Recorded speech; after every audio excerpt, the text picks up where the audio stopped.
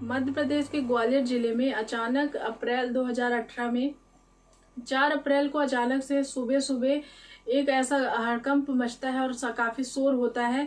देखा जाता है कि एक बिल्डिंग में जो है, एक घर में एक आदमी का ऐसे जो है हत्या कर दी जाती है और यहाँ पे ऐसे अगल बगल वाले सभी लोग जो काफी ज्यादा परेशान होते हैं। पुलिस आती है और ये जो है काफी ज्यादा चौंकाने वाली बातें खुलासे होते हैं। जब ये इनका परिणाम जो है यहाँ पे पता चलता है, पूरी कहानी जो है वो पता चलती है, तब सभी लोग शॉक्ड में रह जाते हैं कि ऐसा कोई कैसे कर सकता है और एक इंसान की, एक अपने रिश्तेदार, अपने खून की जो है इस तरीके से हत्या कोई कैसे कर सकता है। तो चलिए वीडियो को स्टार्ट करते हैं, बताते ही कि क्या ये कहानी है और कैसे एक आदमी की हत्या हो गई, किसी को कुछ भी कानो कान भनक नहीं पड़ी और एक इंसान की जो है इस तरीके से बेरहमी से हत्या कर दी गई और यहाँ पे पूरी अगल बगल सोसाइटी के बीचों बीच। तो चलिए वीडियो को स्टार्ट करते हैं। वीडियो स्टार्ट करने से पहले अगर चैनल पे नए हैं तो चैनल को जरूर सब्सक्राइब कर लीजिएगा। वीडियो अच्छी लगेगी तो लाइक और शेयर भी कर दीजिएगा अपनी फ्रेंड और फैमिली के साथ। इस कहानी से आपको क्या सीखने को मिलेगा कमेंट करके जरूर अपनी राय साझा करिएगा। तो चलिए वीडियो को स्टार्ट करते हैं। यहाँ पे जैसे मैंने बताया, एक फैमिली रहती है जिसमें हस्बैंड वाइफ रहते हैं और उनके 2 बच्चे रहते हैं और ये जो घटना है वो 2018 की अप्रैल महीने की घटना है।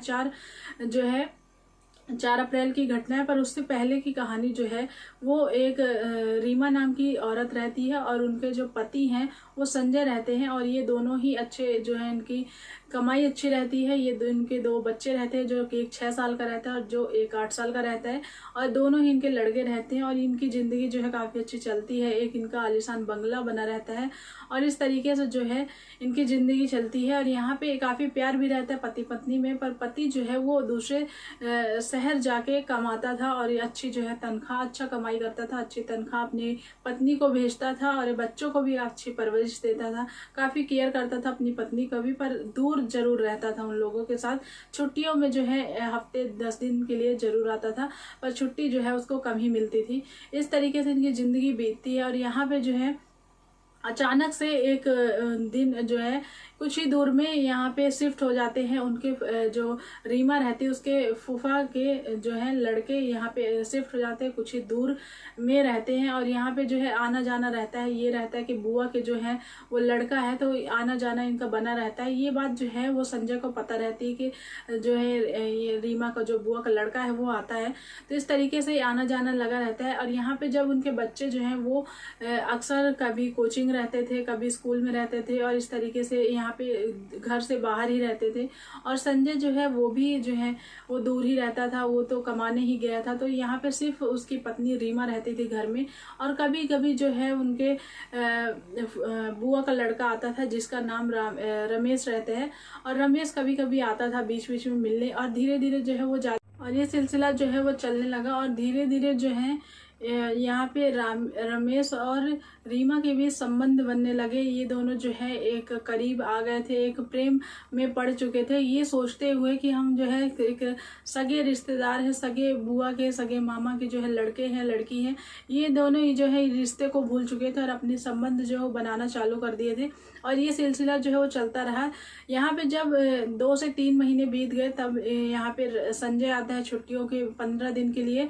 तो छुट्टियों में आता है तभी यहाँ पे ये दोनों मिल नहीं पाते हैं और तभी जब अचानक आता है, हमेशा जब वो आने लगता है तो संजय एक दिन बोलता है कि हमेशा ये क्यों आता है, कभी कभार का जो है वो ठीक रहता है पर ये हमेशा क्यों आता है। तब वो बोलती है कि जब आप नहीं रहते हैं तो मुझे कुछ भी काम रहता है तो मैं इसको काम देती हूँ, तो इसके लिए मुझे अच्छा नहीं लगता कि अब मैं उसको मना करूँ।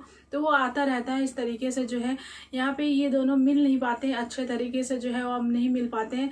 तभी रीमा एक दिन फोन लगाती है और बात करते रहते हैं रमेश और रीमा। तभी रमेश एक दिन कहता है कि अपने पति को जो है तुम हटा दो या तलाक दे दो या तो इसको मार देते हैं, चलो तो हम लोग अच्छे से जो है मिल पाएंगे और कोई जो है यहाँ पे कोई दिक्कत भी नहीं है और मैं भी शादी नहीं करूंगा, सिर्फ तुम्हारा बन के रहूंगा। इस तरीके से यहाँ पे इस तरीके से इन लोगों की बात होती है। तभी यहाँ पे रीमा बोलती है कि नहीं ये गलत है, हम दोनों तो जो है मिल रहे हैं, ये 15 दिन के लिए तो आए ही हैं और उसके कोई दिक्कत नहीं है, उसके बाद तो चले जाएंगे। तो हम लोग फिर उसी तरीके से जो है वो वो मिलने लगेंगे।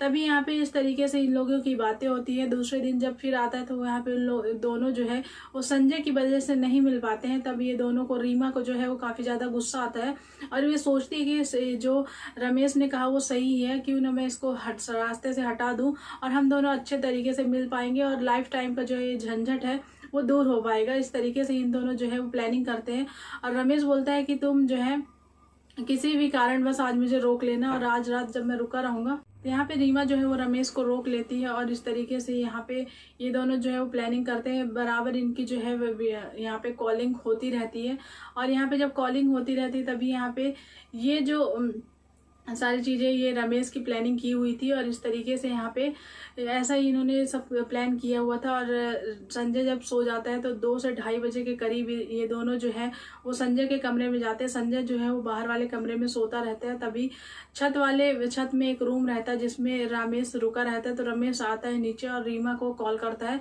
तभी ये दोनों उसका जो है एक रीमा जो है उसका पैर पकड़ लेती है और वो उसका हाथ पकड़ के उसकी छाती में बैठ के और यहाँ पे उसके गले जो है गला दबा देता है और काफ़ी टाइट से उसका गला दबाता है। और यहाँ पे वो काफ़ी ज़्यादा स्ट्रगल भी करता है पर छुड़ा नहीं पाता।